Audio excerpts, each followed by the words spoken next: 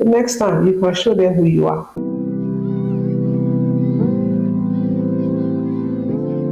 Have you ever felt like you are walking on eggshell around certain people? Whether it's with a friend, a family member, or a colleague, navigating difficult interpersonal relationships can be very exhausting. In this video, I will be breaking down practical steps to help handle difficult or tough relationship with confidence, whether it is improving communication or setting boundaries or knowing when to walk away. If this is the first time that you are just seeing this face, my name is Sam. You are welcome, and this channel is called Simply Mrs. B. I do content on life lessons, which I upload every Wednesdays at noon. And I also upload weekly vlogs on Sundays at 10 a.m. So if that's something that you are interested in, then please consider subscribing to my channel and joining this family. So navigating challenging interpersonal relationship can be very, very challenging, which requires a lot of patience, a lot of self-awareness, and a clear communication. So these are strategies that have helped me. So the first thing that you want to do is to self-reflection. You want to consider your role in the dynamic. Are you reacting out of habit or emotion? For me, I did notice that I was always reacting out of emotion. So I basically had to retrain myself. And if I am getting way too emotional, I always pull myself out of the situation. I always like to react when I have my emotions in check. And I do not like to react just out of habit, like, oh, I just want to have the final say. In my 20s, yes, I always used to like to have the final say. But now what I do is to consider my role in the dynamic.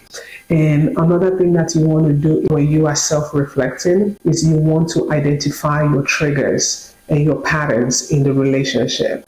I'll give you an example. In terms of my friendship, I tend to analyze each person. Now, in my 20s, and I would say even my early 30s, I always used to retaliate. I still do retaliate, but not as much as before. Now I try to understand the dynamics first. However, if I have stated my point a number of times to you and you ignore it, then I will retaliate if I love you very much. If I don't love you, I will disappear from your life. You would never see me again. Period. All accesses to my life, you would not have it. So you definitely want to identify your triggers and the patterns in the relationship so that you are able to move accordingly. And then lastly, when you are doing a self-reflection, what you want to do is to determine what you really want from the relationship. Do you want a resolution? Do you want distance? Or are you looking for a compromise? Once you are able to determine which of those three things that you want, then you know how to move accordingly, which brings me to my next point, effective communication.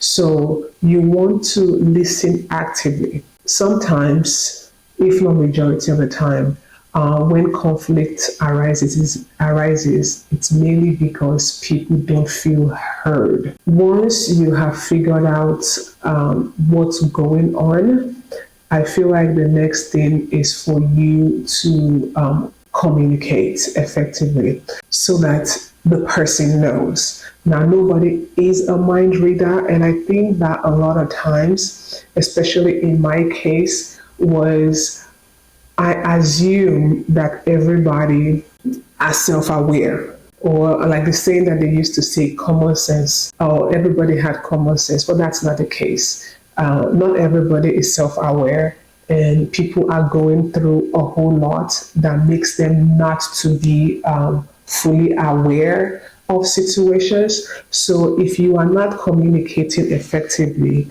at this point in time, you would have yourself to blame. Although it took me a while to remember this, because I feel like, oh, if something is happening, then the other person was present, so they know.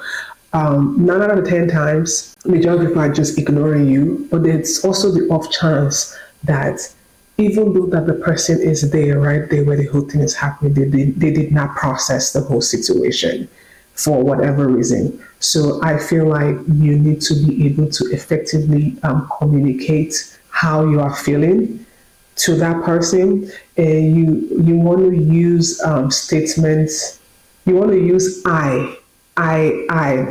So instead of saying you always ignore me, or anytime I invite you for blah blah blah, you don't show up. I think that you should change your sentences to I noticed that, or I feel unheard when you don't respond to my messages. Usually, I feel like the reason why I said the messaging thing, that seems to be a huge situation. There are some people who will take 3 to 4 days, and that's why I feel like you need to understand the person, understand the relationship, like what you have with this person, so that you are able to know their personalities. So if you are able to, like I said earlier on, identify patterns in the relationship, you are able to move accordingly. So, like some people, when you send them a message, like me, if I'm with my phone, I would respond immediately. Like my mess, I don't like seeing unread messages. If I'm not answering you, more than likely I'm ignoring you. Most times, not all the time. There are sometimes there's my phone is on silent, but once I see it, best believe I'll respond. However, if you know that's a trigger for you, you want to explain that at the beginning of the relationship, like, hey, I feel unheard when you don't read my messages and respond, and stuff like that. And last in this section for effective communication, I say that you should always try to stay calm. If your emotions run high, take a break, walk away. You don't have to respond right away. You don't have to aggressive right away. Go check your emotions, because 9 out of 10 times when your emotions are running high, you're not in control. You can hurt people verbally. Most people have a lot of knife in their mouth. The next point would be for you to set and maintain boundaries. When you identify what behaviors you can and cannot tolerate, I mean, that's just chef's kiss. Assess yourself. What behaviors can you take, and what behaviors you cannot take. Once you have identified that, you have to be clear and consistent about your limits.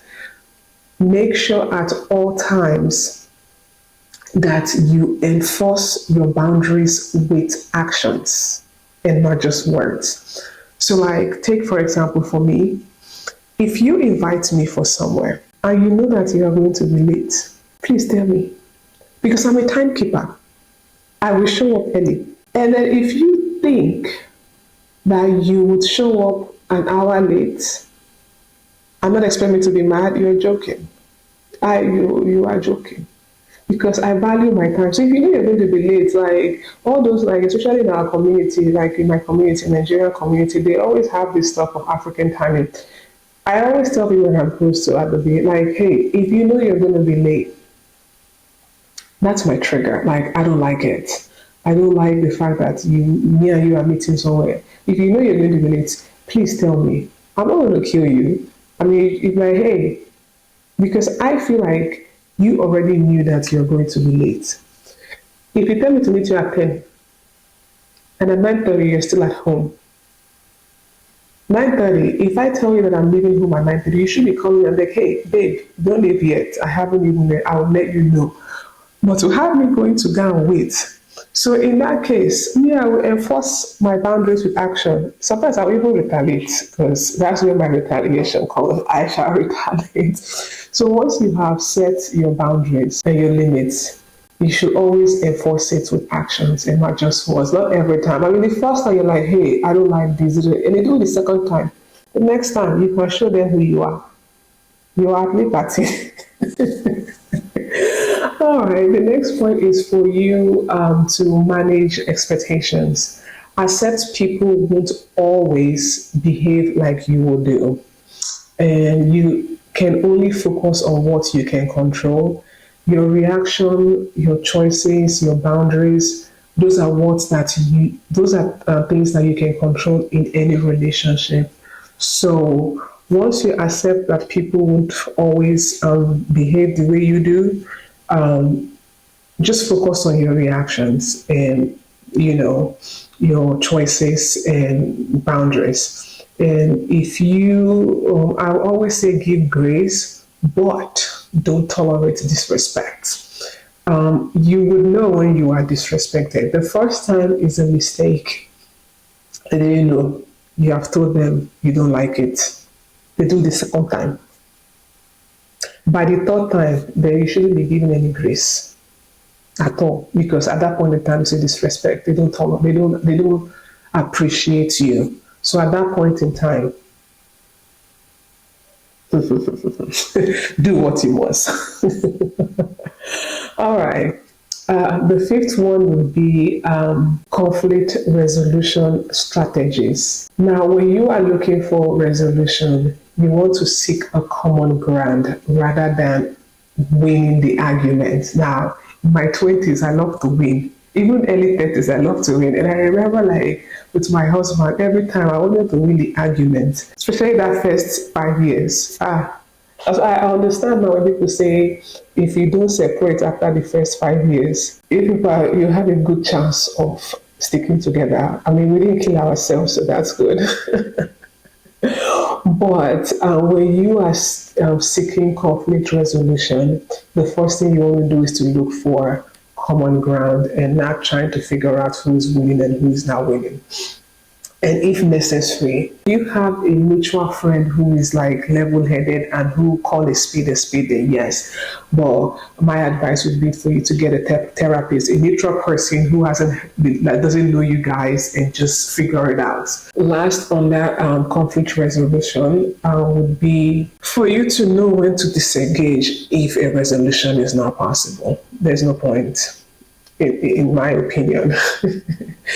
If you should learn to know when to disengage when you know that the resolution is not possible, and which leads me to my last point: knowing when to walk away. If the relationship is toxic and you guys are constantly just draining, you might just need to consider that it is in the best interest for you guys to limit contact or just end it all altogether.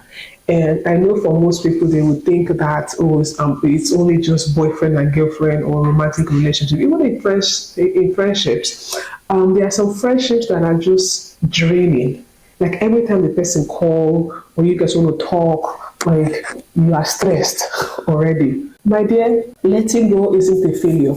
You are just prioritizing your well-being. So I would always say, like, don't even think about it. If you know that there is no resolution, then it's time to walk away.